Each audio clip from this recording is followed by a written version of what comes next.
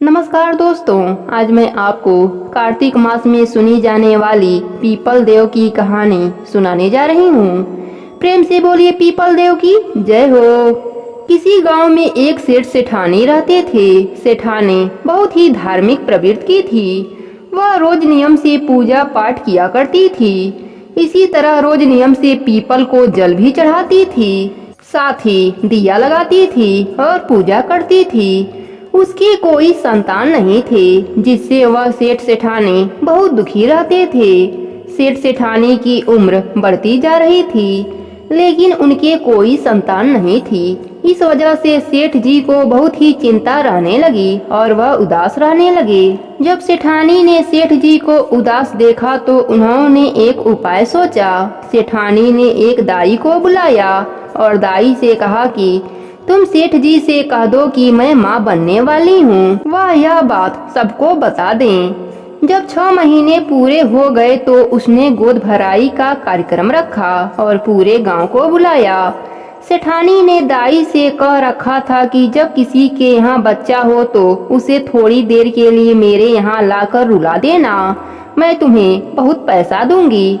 तो दाई यह सब मान जाती है। जब 9 महीना पूरा होता है तो एक दिन दाई ने किसी के यहाँ से बच्चा लाकर, जो अभी हुआ था, सेठ जी के यहाँ रुला दिया और सबको उसकी आवाज सुना दिया।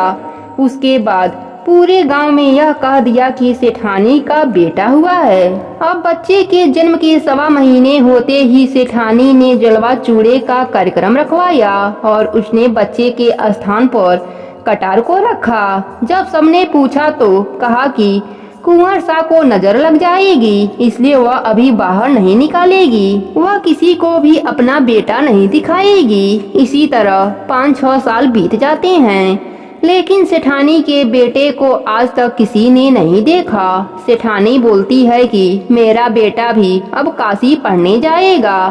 तो इस बात पर सेठ जी सेठानी जी से पूछते हैं कि मैंने स्वयं तेरे बेटे को आज तक नहीं देखा तो इसे काशी कैसे भेजेगी। तो सेठानी सेठ जी से कहती है, जैसे मैं कह रही हूँ वैसा ही कीजिए। सेठानी ने अपने बेटे को काशी पढ़ने के लिए भेज दिया और यह बात सबको बता दिया।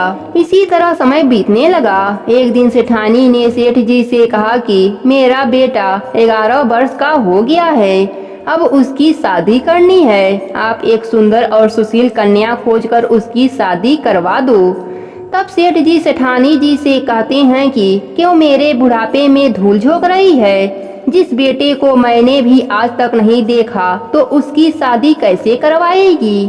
तब सेठानी कहती है, आप तो कन्या ढूंढो, मेरा बेटा भी आ जाएगा। तब सेठ जी कन्या ढूंढने निकल जाते हैं। वह चलते चलते एक गांव में पहुंचते हैं। वहां कुछ लड़कियां खेल रही थीं। शाम होने वाली थी तो सब लड़कियां अपने अपने घर जाने लगीं। एक लड़की जो सेठ जी को सुशील व समझदार लगी, सेठ जी उसके पीछे पीछे चल दिए और उसके घर पहुंचकर उसके पिताजी से शादी की बात किया और सेठ जी ने अपने बेटी की शादी तय कर दिया। जब शादी की रस्में शुरू हुई तो सगाई में भी सेठानी बहाना बना देती है कि अभी उनका बेटा काशी से नहीं आ पाया है, इसलिए लोटे के साथ सगाई की रस्म करा दी जाती है। इसी तरह सेठानी शादी में भी लोटे के साथ ही फेरे करवा देती है। अब नई बहू ससुराल में आ जाती है। एक दिन सेठानी की पड़ोसन उसको ताना मारती है, खंडिया की बहू। तब बहू पड़ोसन से पूछती है कि आपने ऐसा क्यों कहा। तब पड़ोसन कहती है, तूने आज तक अपने पति को देखा है। तब बहू मना करती है।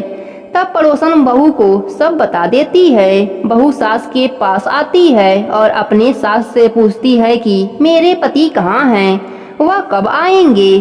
सास पड़ोसन से बात करने के लिए मना कर देती है।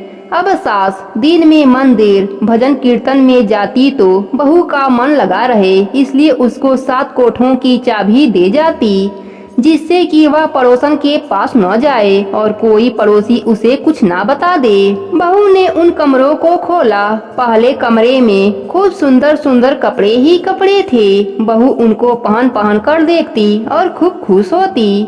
इसी तरह दूसरे कमरे में खूब सारे गहने थे। बहू रोज रोज नए नए गहने पहनती और गहने पहनकर इधर उधर झूमती। इसी तरह तीसरे कमरे में खूब मिठाइयाँ, अगले में अनाज, हीरे मोती थे। अब एक दिन बहू इन सब से बोर हो गई तो उसने सातवें कमरे का ताला खोला तो वहाँ एक पीपल का पेड़ और मंदिर था। बहू उसी कमरे में बैठ गई तो थोड़ी देर बाद ही पेड़ में से एक 18 वर्ष का लड़का निकला। बहू ने उससे पूछा कि आप कौन हैं? तो वह बोला, मैं तुम्हारा पति हूँ। बहू बोली, आप तो काशी पढ़ने गए थे, आप यहाँ कैसे आ गए और आप कब आए? तो लड़का बोला, बस अभी, पर तुम माँ से मत बताना। बहू अपने पति को आज तक नहीं देखा था, इसलिए वह उसको ही अपना पति मानकर उसके साथ चौपड़वासी खेलने लगी। अब तो बहू रोज सासू माँ के मंदिर जाते ही सातवें कमरे में पहुँच जाती और रोज वह लड़का और बहू खूब खेलते, मस्ती करते। थोड़े दिन बाद बहू पेट से हो गई।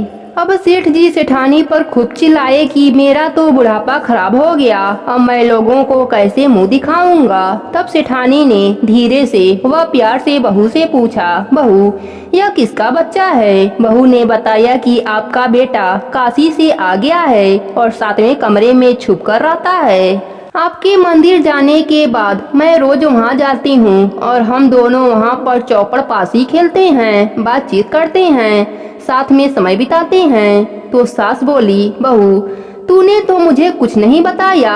बहू ने कहा, आपके बेटा ने ही मना किया था कि माँ को कुछ मत बताना। सास बहू से बोली, तुम अपने पति से कह दो कि अब आपको आना पड़ेगा मेरे सातवें की चूड़ी पहनाने के कार्यक्रम में। बहू ने अगले दिन उस लड़के से यह बात बताई तो लड़के ने उससे कहा कि माँ से कह देना, मैं जरूर आऊँगा। अब सास बहू दोनों निश्चिंत हो गयीं। सातवें की चूड़ी पहनाने के कार्यक्रम में जब सारा गांव आया तो बहू को बैठाया गया और उसके बाद थोड़ी देर में ही एक 18 वर्ष का खूब गोरा व सुंदर लड़का बहू के बाजू में आकर बैठ गया। वहां आए सभी मेहमान और गांव के लोग चौंक गए कि यह लड़का कितना सुंदर है।